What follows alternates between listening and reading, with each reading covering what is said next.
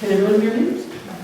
Okay, greetings and welcome to the July meeting of the New Hope Metaphysical Society. I am Deanie Borger-Lugo. I'm the director of this organization. And I'm proud to say we've been in existence now for 25 years.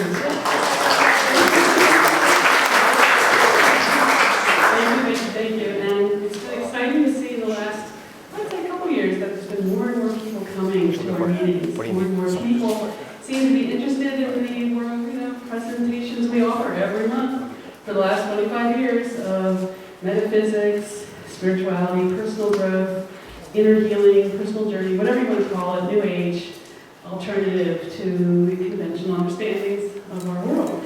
And so we offer wonderful programs here, and you can always see them now on our YouTube channel. We do have a YouTube channel. Yeah, so we've got, I guess, about 12 or 13 programs now that are on YouTube. So check that out, and you can just Google YouTube and then search for New Hope Metaphysical Society, and you'll come up with our page. So welcome, everybody. How many people here are new and first-timers? Wow, a lot of you. Great, wonderful. Well, thank you for coming. I'd like to just give a brief history, as I always do for the newcomers. We started out in 1990. We were founded by a friend of mine named Bill Tomaszewski, who was a Reiki master and channeler himself, and had a sort of a vision to start an organization to support other people who were involved in the psychic mystical arts. And so he did. And we first met in the New Hope Public Library in New Hope, and that's why the name originally. And we stayed there for about 8 years or so, and then he moved to England, interestingly enough, to be with his lady love, who he met here in New Hope, interestingly enough. So I consider him our founding father, and I give him reports every month about what's going on with our group. And so then we moved to here at Pebble Hill Church in, 2000, I think, one or so, or 2000. And Don and I and other people who helped us along the way have run the organization. And presently, we are a for-profit organization. We have a board, and Gary Schoenberg is a member of our board. Right here, Gary. And we're also looking for other board members. We have 2 vacation positions right now. So we have a questionnaire for you to fill out at the end of the evening, which allows you to give us feedback on the programs, as well as your ideas. And if you'd like to volunteer, please do so. Indicate what you'd like to do. We need some people helping out, say with the day of the program, website, some marketing, and board members. And as members of the board, you just need to come once a month to our meetings. And here we plan the programs, and we bat around new ideas, and it's kind of exciting and fun. So that's what that is involving. Let's see what else. Last month we had a really good program with Katrine Love. I'm sure how many people were here for that, and you all liked it very much. Yeah, it was a great program. Unfortunately, I wasn't there. Personal reasons, my father passed away. So it's interesting that I'm here tonight. Perhaps I will connect with my father, during meditation later on. Let's see. Our website is www.spiritsvision.com. That's also listed on our brochure and business card. So if you're interested, you can always check in on our website about present and future programs. The meeting will run in such a way that we'll have some announcements if there's any. Usually Gary will give an announcement. If there's anyone else who would like to announce any program that's coming up that they would like to publicize, just raise your hand, give a few minutes for that, and then we'll go on to the program. So without further ado, I guess I'll have Gary, if you'd like to come up and just introduce yourself and Pebble and say a few words.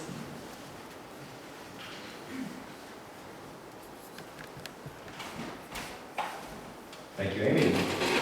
Great to be here. Great to see all of you. There were a lot of eager folks here when I arrived who were really helpful in setting everything up. So thank you for all those who were the early arrivals and helping us to get situated. And it's great to see all these wonderful people here tonight. So I'm Gary Schoenberg. I'm on the advisory board. I'm also involved with Pebble Hill Church. I've been coming to Pebble Hill Church for over 20 years. We're an interfaith church. We have Sunday celebrations. We don't have any particular dogma. We are very much eclectic. We have no particular hierarchy. We're really an experiment that's been going on for 45 years, which is amazing that we're still around. So we have our Sunday celebrations vary from Sunday to Sunday, and the next 3 Sunday celebrations will be led by our former minister, Reverend Gary Cole, who will be presenting a series about spirituality and science fiction. And each one of the celebrations will be creative, involving dance, music, storytelling, meditation, all kinds of wonderful modalities. And Gary is really, I would say, he's a shaman. He moved to Mexico after being our minister for 17 years, and he'll be coming back for the next few Sundays. So we're really gifted to have Gary Cole.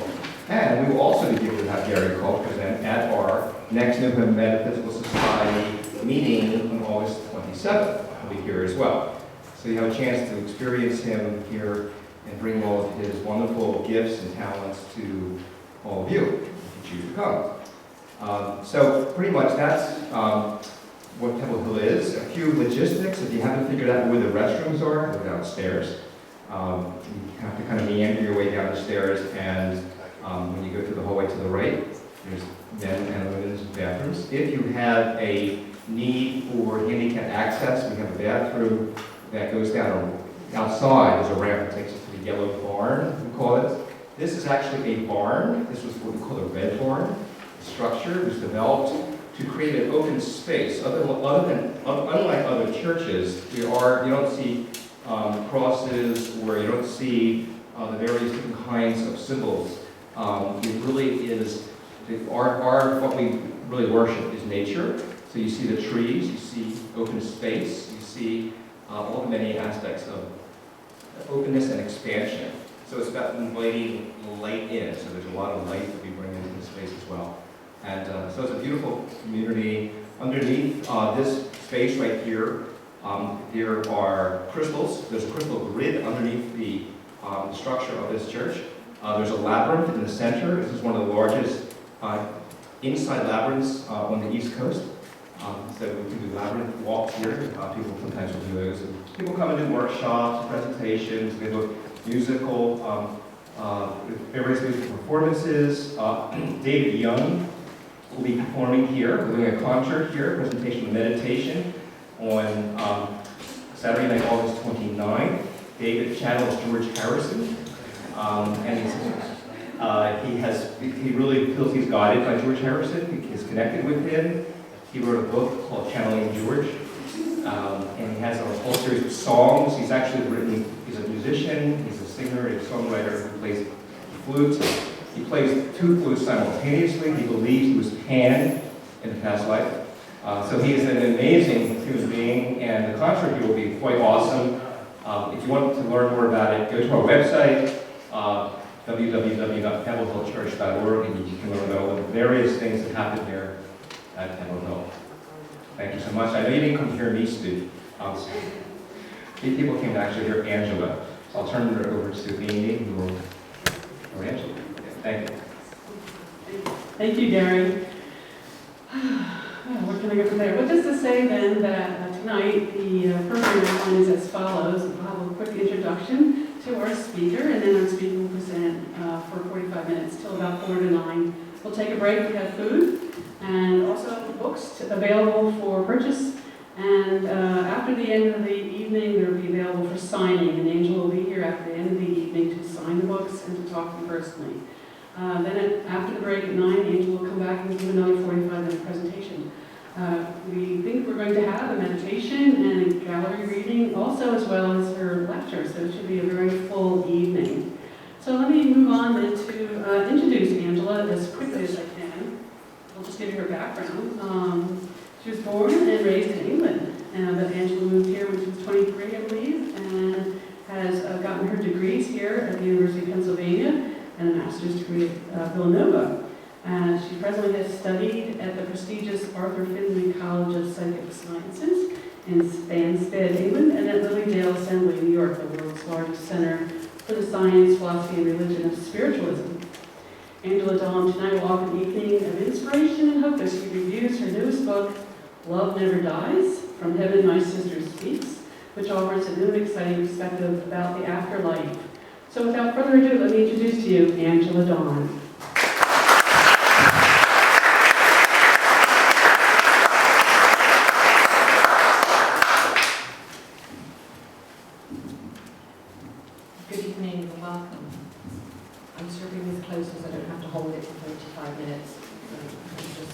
Just stay like that.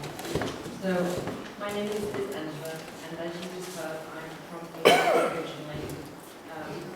I've been in the United States for over, 25 years. I've lived here longer than I've lived over there. The title of my book is Love Never Does, and Have My Sister Speaks. However, when I saw the advertisement today for this evening's presentation, it said a journey into the afterlife. And I laughed to myself because that's actually the title of the book originally. And I changed it along the way. And then I thought today, gosh, I should have kept that title. It was really, really good. But hopefully this one is done now. It's all in print, so here that we have it.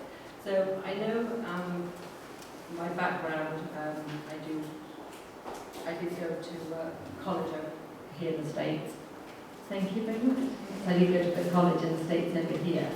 But I just want to say, foremost, and that's on the back of my book, that foremost, I'm a daughter and a sister who lost both my mother and my sister in a couple of years' time, and it had a huge impact on my life. So that is why I'm here tonight, to share with you my story about why I'm here tonight, the impact I have.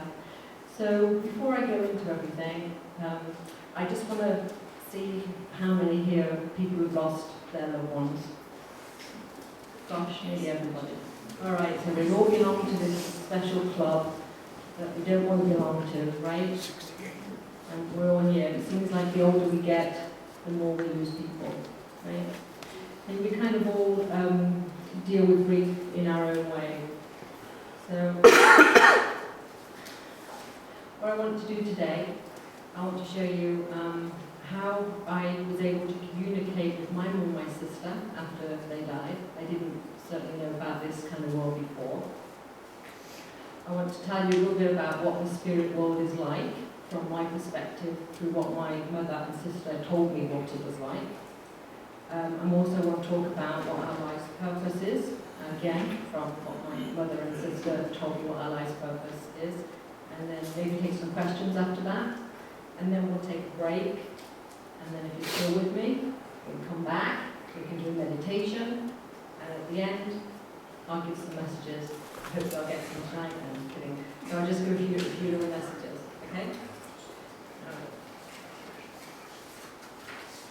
I kind of got some notes because I didn't want it just to go kind of all over the place. It keeps me on track. I do tend to wander off when I'm speaking, so I've got my notes, so excuse me if you see me looking down just a little bit. So, in order for the book to come alive, and that's kind of how I want it to come alive today, I want to tell you a little bit about me and how it all happened. So, I grew up in England, in a city called Coventry. It's 100 miles north of London, so I don't know if anyone is familiar with England. If you take the map of England, excluding Scotland and Wales, but the map of England, you stick a pin in the middle of it, that's Coventry. Okay, so that's where I was from. And when I was 7 years of age, my parents got divorced, and that was a very traumatic thing because I was the only child in the school who had divorced parents at the time. It wasn't a time when we got divorced. Parents got divorced. So as a result of that, our mum became both mother and father to us. So we became very, very close. We were kind of like a unit. We were 4 children, my older sister Linda, who the book is about, myself and my twin sister, and then my younger brother. So Mum just kind of kept us all together, and we just went everywhere. We all became best friends. I got married and came to the States in the late 80s, and I moved to San Francisco, and I became a flight attendant with an airline called Pacific Southwest Airlines. I don't know if anybody may have heard of that, but they're no longer in business. And then we merged with US Airways, and I ended up moving to the East Coast. I lived in Charlottesville, Virginia in the 90s, and then in 2000 I came to Philadelphia. All the time that I lived in the United States, because of the free travel back at home, I used to back and forth see Mum and my sister all the time. Every couple of months we were back and forth, so we was always very, very close all the way through. My sister, Linda, who the book's about, came to live with me in Charlottesville, Virginia in the 1990s. And we lived together in the townhouse. She went to the local college there in Charlottesville, and I continued flying around the country. So we had a nice time together. We were very, very close, best friends. And then in 2000, her visa ran out, so she needed to return to England. And my company, I got transferred to Philadelphia. I stopped flying, and I got a day job and got into human resources in Philadelphia, which I've been doing that for about, 15 years now. So that was kind of the background. So life was good. Life was good. I'd seen America, we lived with my sister. Things were just great, and I met a really great guy who I finally married. So I just had a nice life, and then one day it all changed. One day in 2006, the phone rang, and it was my sister Linda, and all she kept saying was, come home, Mum, you've got to come home. And I said, well, you know, what's wrong? Well, why are you saying you've got to come home? Like, why are you scaring me like that? And she said, come home, because Mum's dead. So I went home, and it was very traumatic. Never lost anyone before. We'd lost our grandmother in the early 80s, but other than that, nobody. And to lose our mum, who was everything to us, was really, really hard. And my sister Linda, who was the eldest, she kept saying things like, you know, if the doctor said I had 3 months to live, that would be fine with me. And when she said it the first time, I thought, yeah, I know, I understand, because then we'll live with Mum again. I didn't want to live without Mum. And but she kept saying it. She just kept saying it over and again, like for 2 years. And you know, I used to try and talk her out of it, saying life can't be that bad. You know, we'll get through it. My twin sister was married, so she kind of immersed herself in the family, and then my younger brother went to therapy and got through it and fine. So Mum had been passed for about 2 years, and my sister was still, Linda was still not dealing with it, and at the same time, her husband had just been diagnosed with lung cancer, so things were not going very well. And I was coming home for the Christmas holidays, and I remember this very, very much. And I was delivering Christmas cards at the last minute. Flight was leaving that night, and I was trying to put some cards through some neighbours' doors. And as I went to lift the mailbox up to put this one card through the neighbour, she had like a glass door. This, out of nowhere, this bird just whacked itself against the window. It caused like a big thump, and then it made me jump. And it freaked me out, because I believe in omens, and I always knew that if a bird hit a window, it was a sign of death. And this bird fluttered away as if nothing would happen. Yet the thump that the bird hit the window was so strong that I thought the bird was dead. It didn't, it just fluttered away. And I was shaking, and I ran back into my house. I remember locking the door, I don't know why, just feeling like I was protected or something. And I called my sister, and I said, I'm about to catch the flight, but here's what happened. And she said, oh, don't worry about it. She said, I'm sure that was because her husband had been diagnosed with lung cancer, and he had 6 months to live. So she said that it's probably, that's what it is, don't worry about it.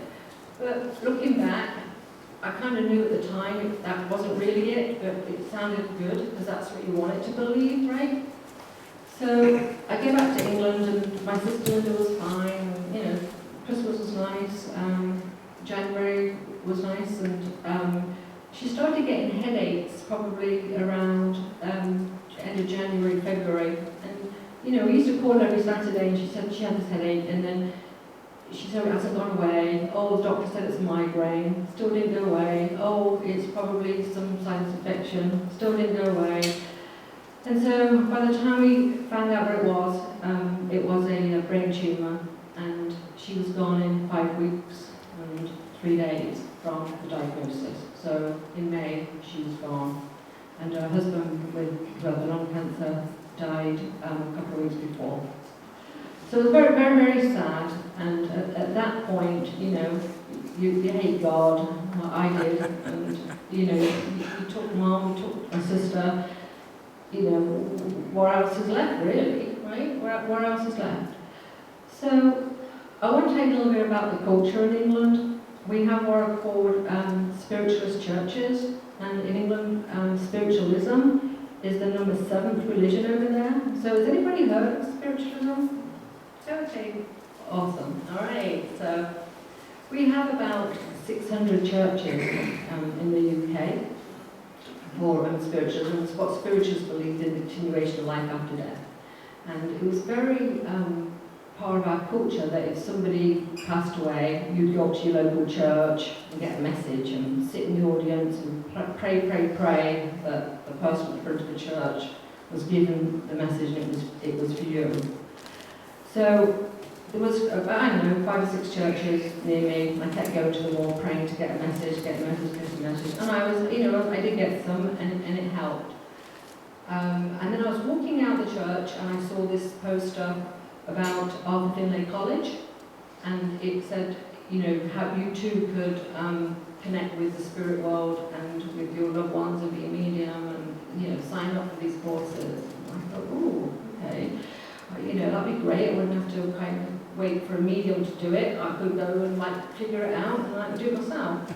So I went for a week's course, and they have them all year round except for the Christmas and New Year, but for every week you can, you know, go to them. And by the end of the week I was able to make a connection, and I got a message, I gave a message. It was, you know, it was very interesting, something I didn't think I could do, but when you're meditating every day, at the beginning of the day, at the end of the day, by the end of the week you could. So tonight later on, we'll do one of those meditations, and then if you don't get your connection tonight, you can practice when you go home and you should go do it. So I went to Arthur Finlay College, did the week, and then I came back 2 nights back to the States. So my sister had been passed about 3 months now, and I was sitting on the settee, and I was crying, just like, you know, when you lose somebody, like, you can be okay for a few days or a few weeks, then all of a sudden out of nowhere you just get this uncontrollable, and you sort of want to cry, you want to cry, you want to cry. So that happened to me one morning, and I was sitting on the couch, and I could hear this the grandfather clock in the background. And, you know, unbeknownst to me, and I know now because I'm so much more wiser, but at the time, I was becoming mesmerized by the sound of the ticking clock. And at the time I was crying, and I had this urge to write. So I picked up a pen and paper, and I just started writing. And I was crying, and what was very odd about this was I was writing so quickly, so fast, that it was more like scribble, and it was like big words, and it was all going like this, and it was like I was just, you know, writing fast, didn't know what was going on, the words were coming down, and I didn't know what they were saying, I was just writing and turning these pages, and then finally I just started crying, and I said, you know, I just miss you, I just wish you were here. And then that's when it all started. So I'm just going to go to the first time when it happened.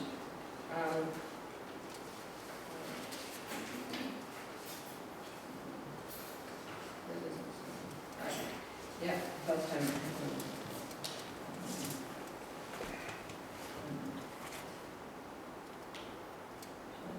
So I started crying, and I said like, I miss you, wish you were here. That is when I heard my sister's voice say to me, as if she was speaking down the telephone line.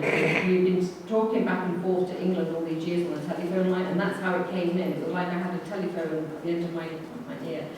And she said, I am here, who do you think is writing this? And she went on to say that, and that was a different sensation from the writing. So the writing, I had no clue what I was writing, but when she said that, who do you think is writing this? And then she said, this information that you've written will help people. And as I wrote that down, I knew I was writing those words, but I didn't know what I'd written before. So I was overwhelmed with grief, and I wasn't quite sure whether or not it was really her, you know, was I imagining it? You know, I didn't know. It never happened to me, before. This is the very, very, very first time. So I started questioning myself, and like my sister and my brother in England, you can always count on your sister and brother. Are you sure? You sure, Angela? You know, you're not making it up. You sure like you imagined it? And I'm like, no, really, it really happened. And Michelle, we don't want to be telling too many people. And I said, okay. So it was all like that. They weren't like encouraging at all. And they said, well, you know, see if you can do it again. I said, I don't know, I can do it again. And so you just have like this conversation. And so when I was in England at Garth and Finlay, they had actually told me about Lilydale, New York. Has anyone here heard of Lilydale, New York? You should go, it's a great place. It's actually just south of Buffalo, New York. So you can drive there in 6 hours, I guess, from here. So it's well worth the trip. So I heard about Lilydale, and I was in driving distance, and you can go for a long weekend. They've got classes and all sorts of stuff there. So I thought, I'll go to Lilydale, and then I'll know for sure. I'll sign up for all the classes, and I'm bound to be able to figure it all out by the time I take all that. So it's an old, like a Victorian town. They have seminars and classes, weekends, afternoons, days. You do, whatever you like, and you can stay at the bed and breakfast is there. And so I did all that. And then I showed like my writing to one of the medium people in the audience because I wanted to take classes, and she said, yeah, it is, and I asked some more, and I was like getting like, oh, okay. And then they shared that they had done the writing and things, and this one lady was writing poetry, and I was like, oh gosh, they're all like me, and this is really, really good thing. So I came back from Lilydale, and at this point I'm thinking, okay, it's not me, so I'm going to go and sit now and see if I can do it again.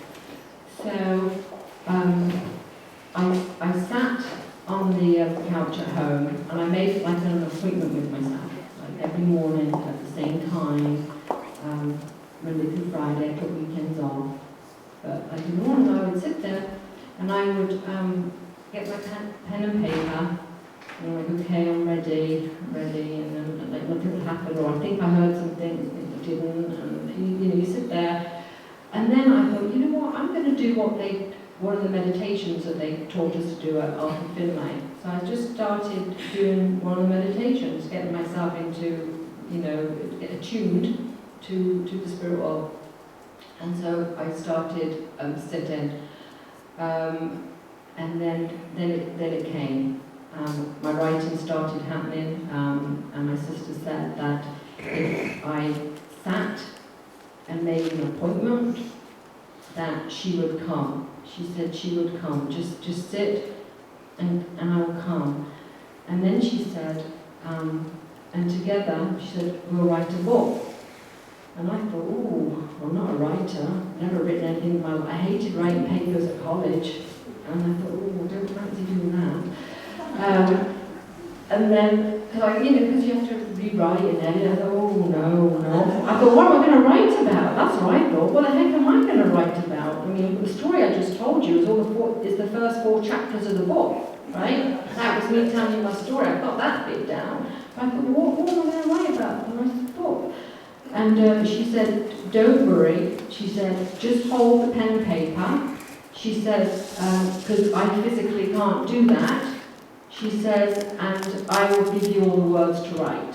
She said, all you have to do is hold the pen and paper. And I thought, oh, all right. So you're still kind of like wondering if this can really happen. And then I was getting a little confident. So at first I was going into the meditative state, and it would take me a couple of times to get into it. I couldn't really see anything. But when you start sitting, and if you want to ever do this, if you start sitting at a certain time every day, and you start practicing, you start getting yourself attuned, it builds. It's just like the field of dreams. If you build it, they do come. Okay? It's not specific to me. It just started doing it, and it just started coming. So I got to the point where you could actually go deep and tune out like the lawn mowers in the garden and stuff. You can start tuning all that out. When you first start meditating, you'll be thinking about, laundry that needs doing, your shopping list or whatever. But get to a point where you can just go into a zone and just start meditating. So back to me feeling a little bit confident. I wanted to, so I said to her one day, I thought, oh, she talks to me. I wonder if I could talk back. I wonder if I could ask her questions. I wonder, how it all kind of goes. So, which brings me to the part of the presentation where I wanted to tell you about the spirit world. So you may all be wondering what the spirit world is like, right? I did. So I said to my sister Linda, what's the spirit world like? Are you allowed to tell me? Is it a secret? Can I know? So she doesn't give it me all in one little piece. There's not like, one chapter and it's like, this is what heaven's like. She speaks about it, and so does my mum, different times throughout the book. So I'll just give you a couple of things that she said. So this is my sister. So she said, first of all, she says, I have work to do on this side. It's just like being on Earth. You meet people, you talk, you have meetings that you go to, there's committees, there's places to go, things to do. She says, remember the movie The Wizard of Oz, when Dorothy starts off, it's in black and white, right? And then she goes in the dream, and then she wakes up and it's in beautiful multicolour, and she said, well, that's basically how it was when she passed over. She says, it's like you're living your life on the physical earth, and it's in black and white, and when you pass over, it just turns into this beautiful multicoloured place. That was kind of how she described it. And all through the book, they use a lot of movies and analogies of movies and songs and things as well to relate to us.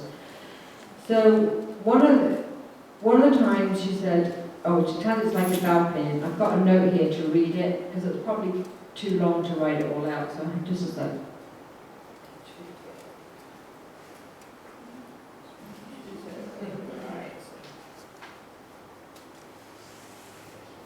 Right, so I'm just going to read this to you. This is was the first time I actually asked her what it was like. So she said, it's like a balcony. People hover over it, looking down at earth, waiting to see if they've been called in. There are classrooms off the hallways and that you have to go to and learn. Some of them are like classrooms on earth. Like most classes with desks, they want you to sit in them. She's quite funny. She says funny things about them. Some of the advanced souls get to go to the executive style rooms with a conference room, and then beyond that, it's like something out of the Roman days where they sit around and talking about philosophy.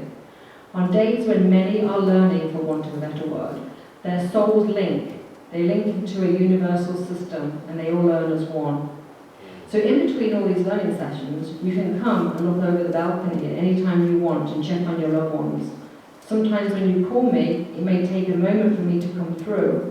Then she says, yes, we already know that when you'll be contacting us because we know everything that you do.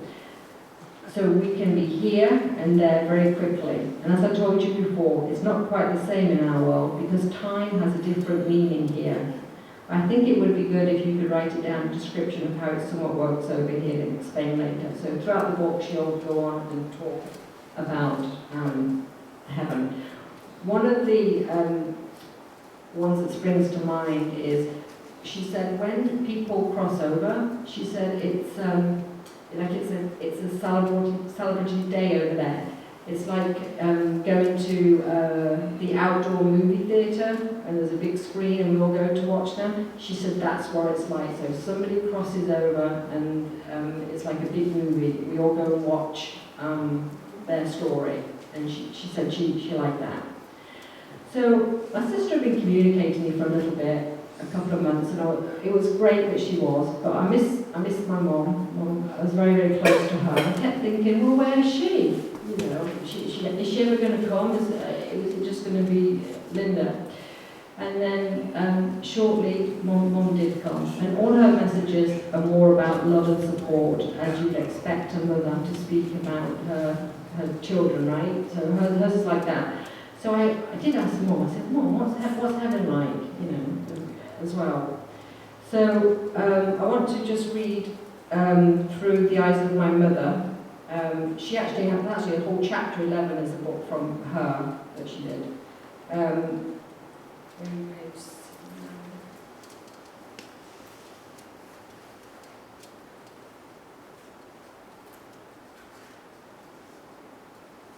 Okay, so this is now on. So firstly, when you cross over, you're met by many people, family first of course, and then many friends and family, even people you don't know. It doesn't matter that you didn't know them on earth, because you have a sense that you've known them forever, because you have in many other lifetimes.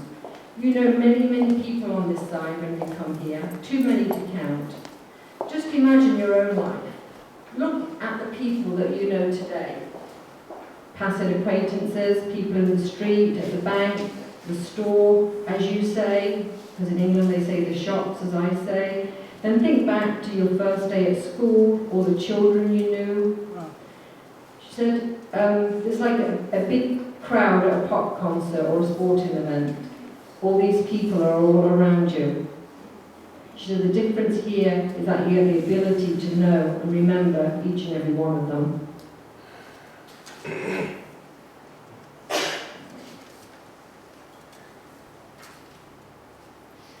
So she describes the spirit world as the spirit world is a real world that exists alongside the world that we live in now.